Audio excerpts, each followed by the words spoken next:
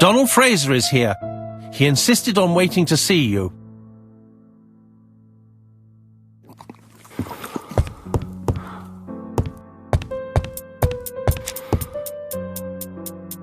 This man is tired.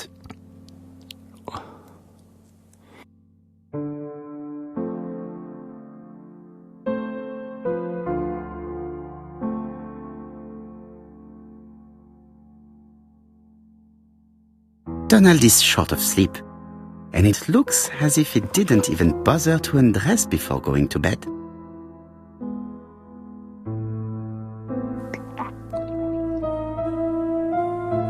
Mr. Poirot, I don't know why I'm here.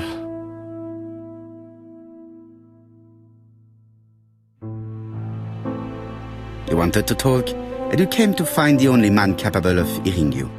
Mr. Poirot, since Betty's death, I've doubts about myself. I don't know what to do. And I keep having a horrible dream 3 nights in a row. Have a drink, and tell me about this dream.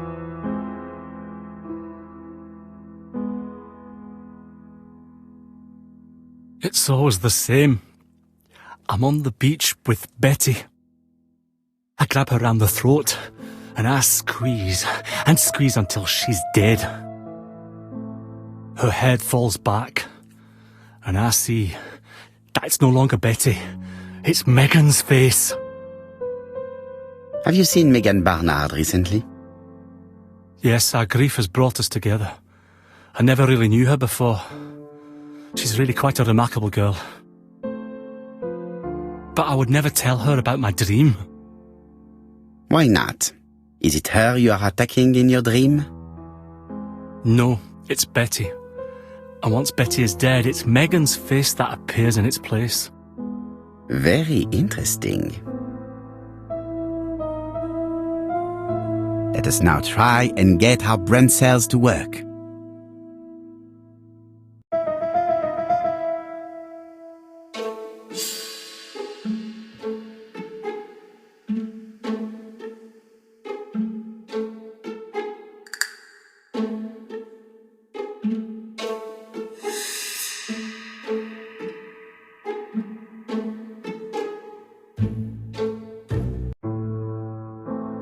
Mr. Fraser, I think that the real meaning of this dream is that you are in love with Megan Barnard. Please go on. Do. This dream certainly betrays your guilt. Oh. But what do you feel guilty about? Having killed your fiancé? Possible. Or forgetting her very quickly for her sister? Certainly. And this forgetting is perceived as a second death. So you don't really think I was the one who killed Betty? I do not exclude this theory. I am simply saying that I do not need to know that fact to explain your dream and your guilt. Thank you for being frank, Mr. Poirot. You've helped me a great deal. I'm going back to Bexhill. I'll not take any more of your time up. It is late, Mr. Fraser, and you are tired. I'll sleep on the train. I like trains. It's easy to sleep rocked by the sound of the wheels. Poor boy, he seems completely lost. Well, women seem to like him. I think Megan will take care of him. Oh, I remember. Did you order the product I needed? Yes, we'll be receiving it tomorrow. Bien, it is late, and I asked Miss Gray to come tomorrow morning. I have a few questions I wish to ask her.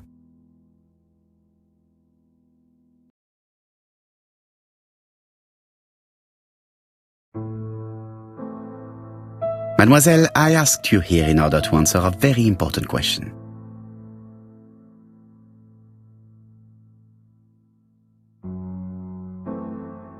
Am I right in thinking you said that you did not speak to anyone on the day Sir Carmichael was murdered? It's the absolute truth. Yet, Lady Clark maintained that she saw you talking to a stranger on the front doorstep. Really? She must have been mistaken. Oh, I remember now. I'd forgotten all about it, but it wasn't important. It was just a salesman. One of those traders who sell stockings from door to door. Can you describe him to me? Medium size? glasses, dark suit, and a felt hat. Not the sort of man you notice. Completely harmless.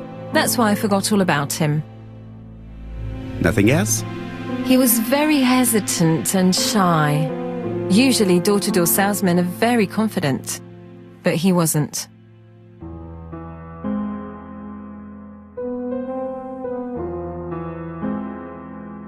Mademoiselle, the circumstances of your departure do not appear very clear. Mr. Poirot, your questions are offensive. I don't wish to lie. Lady Clark did not appreciate my presence. And Franklin cannot go against the wishes of a sick lady. He is a good man, and he worries a great deal about his sister-in-law. I noticed that you left some personal belongings behind at Churston.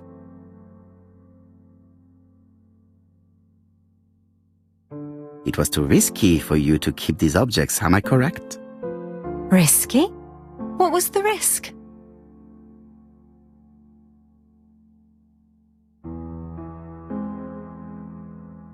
It would have been really risky keeping the murder weapon on you. The Chinese dagger. It would have broken with the first blow. I used it as a letter opener. Bien. I must ask you one last question. Please reply frankly with either yes or no. If Lady Clark had died, would you have agreed to marry Sir Carmichael if he'd asked you? How dare you ask such a question? Sir Carmichael treated me just like his daughter. And all that I ever felt him was affection and gratitude, nothing else. Thank you, mademoiselle. I will not keep you any longer.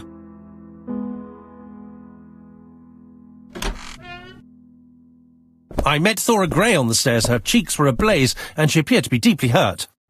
Poirot, have you offended the poor girl again? Do you have good reasons for accusing her? I accused her of nothing, Hastings. I simply asked her an important question she did not answer. Let us see if we can answer it for her.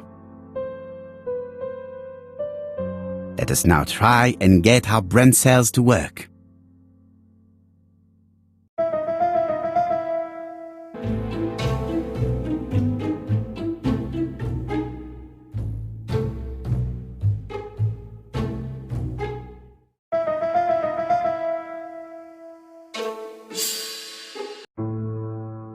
You must know how to read between the lines, Hastings.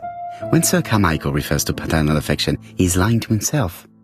Read this engraving on the brooch. A dark dragon for an angel with glossy hair. These are the words of a lover, not a father. Lady Clark was not wrong. What if Sir Carmichael had fallen in love with his secretary? That doesn't mean that she forced him to do so. True, there are extenuating circumstances. She is a penniless orphan. But she is calculating. Just look how she avoided it when asked if she would have married Clark. I see. You think she seduced Sir Carmichael for her own gain, and that now she is doing the same with his brother. Poirot, your world is a very dark place. Do not get carried away, mon ami. We have another more important matter to settle. Really? Yes, would you believe that Miss Grey taught me something new? Let us now try and get our brain cells to work.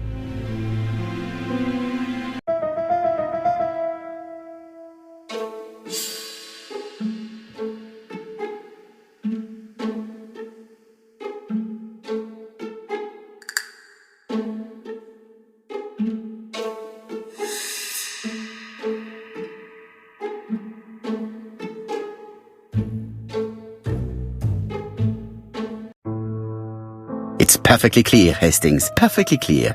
Indeed, a stocking seller visited Andover, Bexhill and Churston on the day of each murder. We have our suspect. This should be of interest, Jop.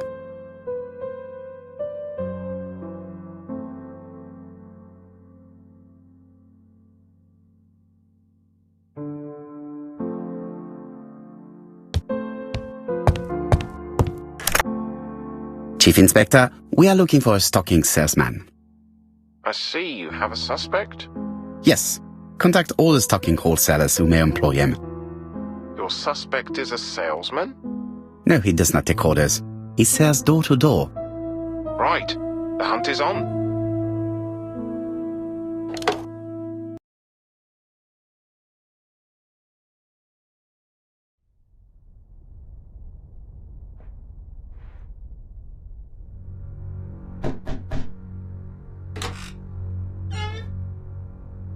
Are you leaving, Mr. Cust? Yes, I'm going to Cheltenham. You shouldn't travel today. You don't look very well. I have to. I have engagements. I must respect them.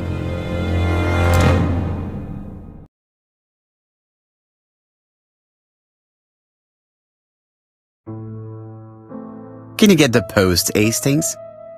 And why don't you go and get it yourself? Très bien. What's going on? I've never known Hastings to be so disagreeable.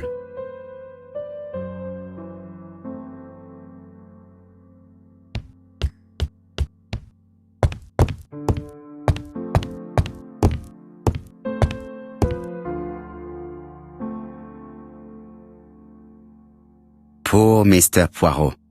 I'm quite sorry for you. If at first you don't succeed, try again. We've a long way to go still. Typery? No, that comes later. Letter T. The next little incident will take place in Doncaster on September 11th. So long. ABC. I should compare this letter with the one on my desk which I received earlier to see if it does indeed come from the same person.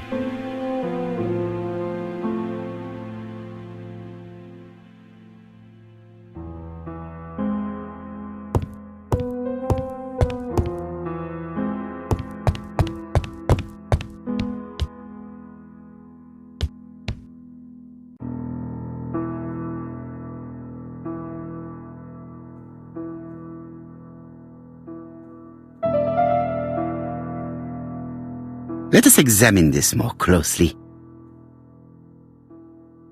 Certain characters in the two letters may have similar defects. Yes, this I is weird. Yes, the I characters in the two letters do indeed have the same defects. I have to find some other similar defects to confirm my theory. Yes, the A appears to be quite unusual. That's right. The A characters in the two letters do indeed have the same defects. I have to find some other... The W is not printed properly. Of course, the W characters in the two letters do indeed have the same defects. My theory was right. These two letters were written with the same typewriter. Hastings, he strikes tomorrow. Chief Inspector Japp? He's on another line. Can I take a message? Yes, please, mademoiselle. It is from Hercule Poirot. Tell him ABC strikes tomorrow in Doncaster. He must call me back. Very well, sir. Bien, now I'm going to see what I can find from these burnt documents. I've received the product I need. Hastings, if you do not mind, I would like you to take a few notes. Yes, yes.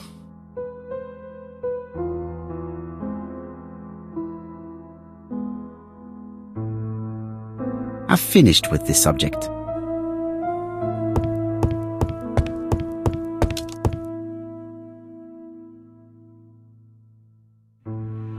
If someone has tried to get rid of these documents, they may be important.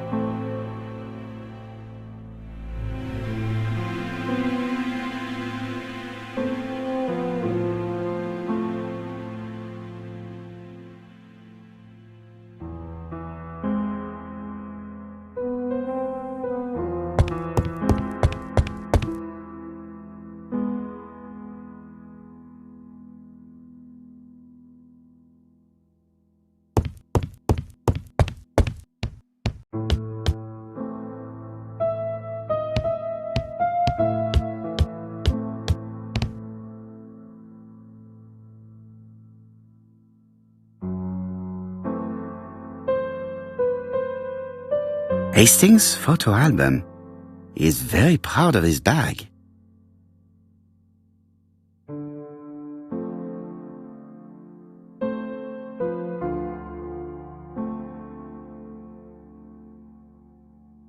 Churston, Devon. Population 500 inhabitants. Hourly of trains. London, Churston. Trains of evening. London, 6:45 p.m. Newton about 11 a.m. Churston, 11:45 a.m. London, 11:45 p.m. Newton about 6:08 a.m. Churston, 7:15 a.m.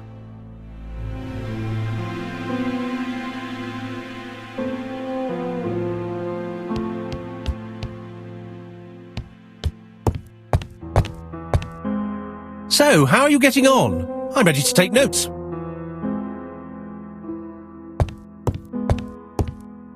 Now, down to work. All of this needs putting in order a little.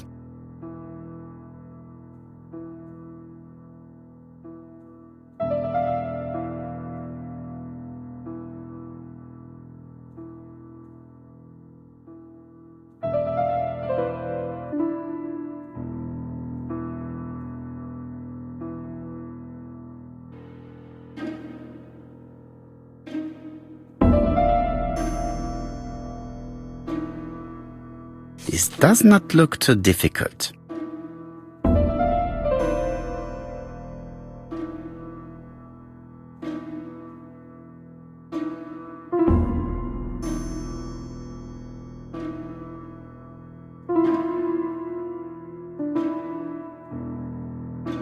This piece should be placed here.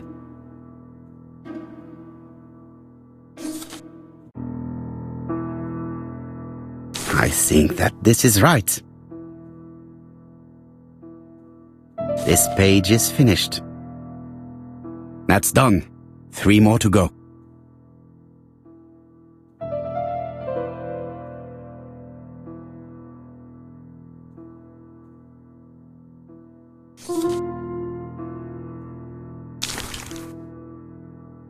It's so simple.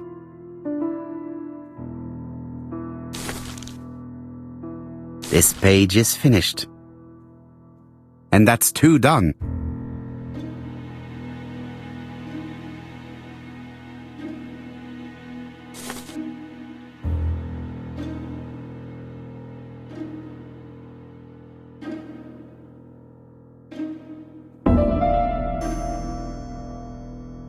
It's so simple.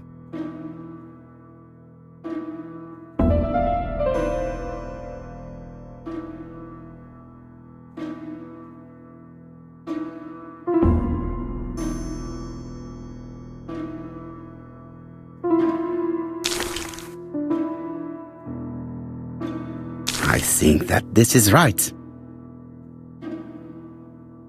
This page is finished. Only 1 more.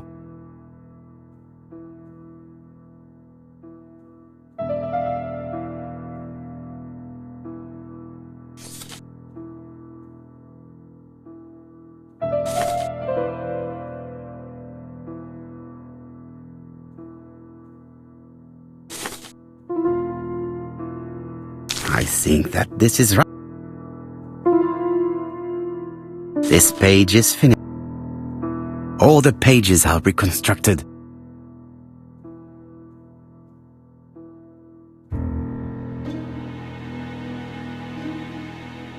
A dry cloth. A bottle of solvent.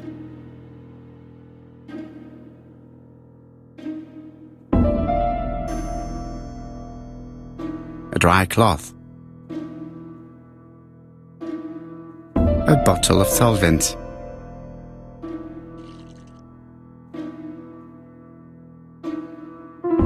The cloth is now soaked with solvent.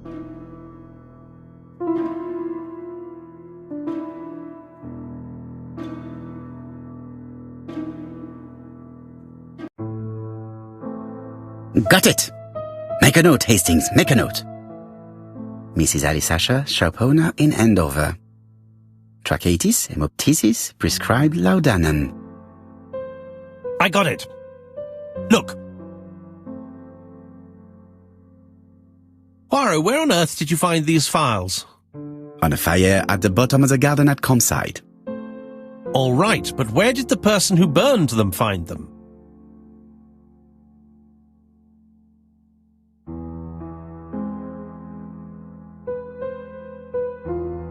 Alice Asher, shopkeeper in Andover. Tracheitis, hemoptysis, chronic cough with loss of blood. Prescribed laudanum-based cough medicine. Betty Barnard, waitress in Bexhill. Chronic bronchitis causing dysphonia. Advised to stop smoking. Alexander Bonaparte Cust. War wounded, mustard gas and head trauma. Pulmonary emphysema. Hemoptysis. Coughing fits with blood. Suffers from absences and amnesia. Dick Dudley Dunbar, owner of the Black Swan Hotel in Doncaster. Asthmatic, heart disease, heart condition. Let us now try and get our brain cells to work.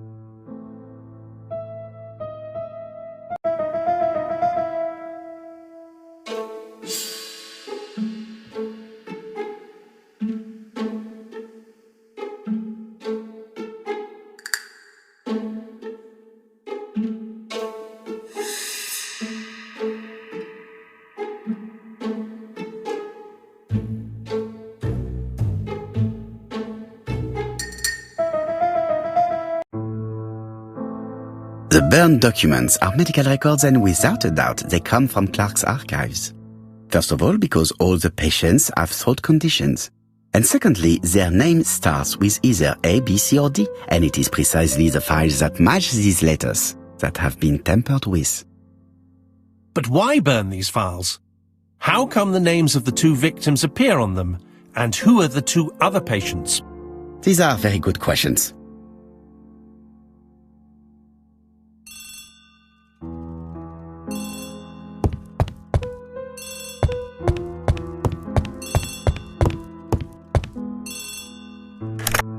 Hello, Poirot? Any news, Chief Inspector? You wanted a stocking seller? We have one. Reported by his landlady who thought he was behaving suspiciously. He has the most unbelievable name.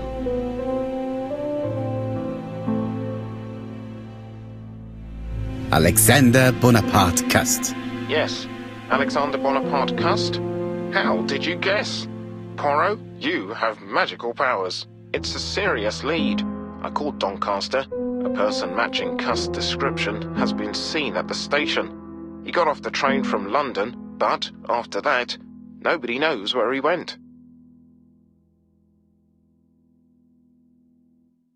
Look for him at the Black Swan Hotel. What? How do you know he's there? Trust me, Chief Inspector. You appear to be very sure of yourself. Very well. I'll call the Black Swan straight away. The owner is going to get a shock when he learns that there's a murderer under his roof. Do your best, Jap. You can count on me. Hastings, everything is at stake.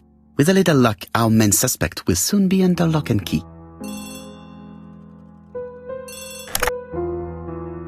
So, has Cust been arrested? Yes, the Doncaster police are sending him by train. That is good news. But why so gloomy, Chief Inspector? Well, when I told the hotel owner that he was sheltering a murderer, he collapsed. He's dead? No, fortunately, but it has taken its toll on him. It has to be said that with his name starting with the letter D, he had every reason to fear Cust. I bet he was going to be the next victim. Come now, Chief Inspector. He's at the hospital and the doctors are taking good care of him. You think so? Of course. Do not feel down, Chief Inspector. Let us focus on our investigation. While we're waiting to question Cust, we could search his room in London. Where does he live? The Marbury Guest House. I'll see you there. Yes, but start without me.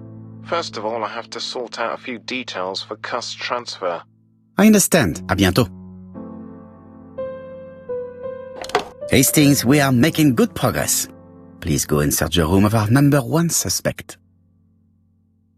With pleasure. I did have a dentist appointment, but I'll cancel. The dentist. So that is why you are so nervous and bad-tempered. A visit to the dentist is never an enjoyable prospect. But an unavoidable one. Go to your appointment, Hastings. I will manage on my own.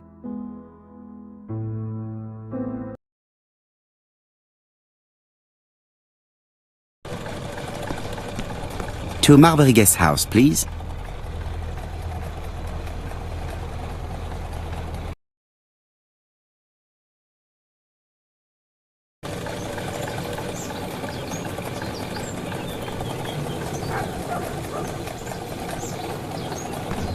Marbury. There is a very pretty village by this name, in Cheshire. I've been going past this modest guest house for so long. I would never have thought that the ABC case would lead me here.